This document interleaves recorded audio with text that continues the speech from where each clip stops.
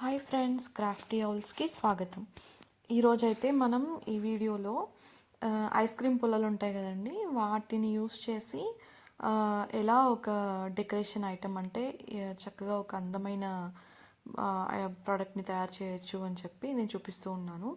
So నేను ice cream పుల్లలను అయితే తీసుకొని, పాప్సికల్స్ అంటారండి, వీటిని తీసుకొని ఇలా నాకు నచ్చిన షేప్లో ఒకదాని పక్కన ఒకటి అరేంజ్ చేసుకున్నాను. అండ్ ఇవన్నీ ఒకదానికొకటి అంటుకొని ఉండడం కోసం అని చెప్పి బ్యాక్ సైడ్లో అవే స్టిక్స్ని యూస్ చేసి, గ్లూ గన్ యూస్ చేసి అంటిస్తూ ఉన్నాను అనమాట.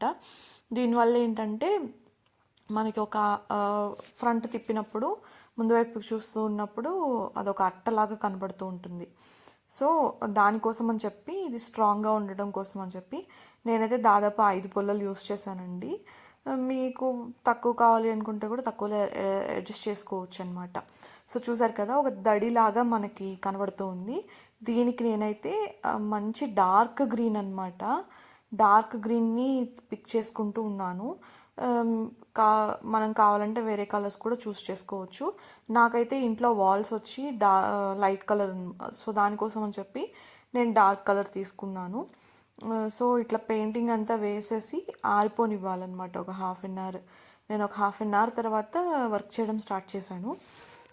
సో యాక్చువల్లీ నాకు ఇక్కడ బేస్ బ్యాక్గ్రౌండ్ కూడా గ్రీన్ కలర్ క్లాతే కదా, దానికోసం అని చెప్పి ఒక ఎల్లో కలర్ షీట్ని తీసుకొని నేను దాని మీద నా పాప్సికల్ షీట్ అనేది పెట్టడం జరిగింది, మీకు బాగా కనిపించడం కోసం.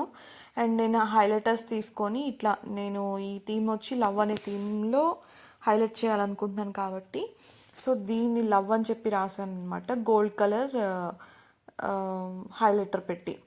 సో తర్వాత ఒక పెద్ద హార్ట్ సింబల్ వేసి దానిలో చిన్ని చిన్ని హార్ట్ సింబల్స్ కూడా యాడ్ చేయడం జరిగింది. అండ్ ఇదేంటంటే మనం జనరల్గా ఎవరికైనా గిఫ్ట్ ఇవ్వచ్చు, చిన్నదిగా, లేదంటే మన షోకేస్లో షో పీస్ కింద పెట్టుకోవచ్చు. బ్యాక్ సైడ్ అట్లాగే హ్యాంగింగ్ యాడ్ చేసి వాల్ హ్యాంగింగ్గా కూడా పెట్టుకోవచ్చు అనమాట. సో నేను ఇలా రాసేసాక దీనికి పర్ల్స్ యాడ్ చేశానండి. నా దగ్గర డిఫరెంట్ కలర్స్లో పర్ల్స్ ఉన్నాయన్నమాట. వాటిల్లో నా దగ్గర వైట్ కలర్ ఒకటి అండ్ కొంచెం పీచ్ షేడ్లో ఉన్న పర్ల్స్ 2 రకాలు తీసుకొని గ్లూ యూస్ చేసి నేను ఫ్లవర్ షేప్లో అంటించడం జరిగింది. జనరల్గానే మనకి పర్ల్స్ అంటేనే షైనింగ్ ఉంటుంది కదా, సో దానికే ఒక డిఫరెంట్ అయిన లుక్ వచ్చేస్తుంది అనమాట.